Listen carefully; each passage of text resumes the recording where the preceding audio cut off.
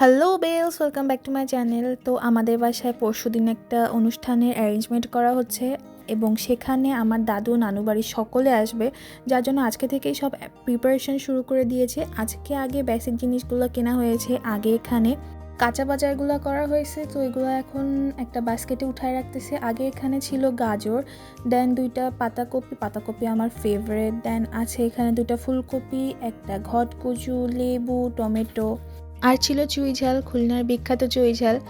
আমাদের বাসায় মাংস রান্না করলে চুই ঝাল না হলে কেমন হয় না। তারপর ছিল এখানে শসা, সিম আর বড় বড় বেগুন। আম্মু প্রথমে এখানে বেগুনগুলোকে বের করে রাখবে ভাবছিল, কিন্তু পরে যেহেতু এটা পরশুদিন ইউজ হবে তার জন্য পরে আবার ব্যাগে করে রেখে দিয়েছিল।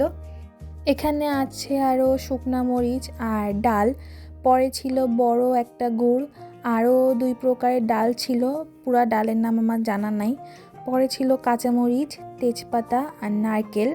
আগে তো নানুই আসার সময় গ্রাম থেকে অনেক নারকেল নিয়ে আসতো, বাট এখন গ্রামেও আর নারকেল হয় না। তারপর এখানে ছিল ধনিয়া গুঁড়া, আর পরে ছিল আরও জিরা। যেহেতু এই বাস্কেটটা ভরে গেছিলো, পরে আম্মু একটা বাস্কেট এনে তার ভেতর পেঁয়াজগুলো ঢেলে রাখতেছিল।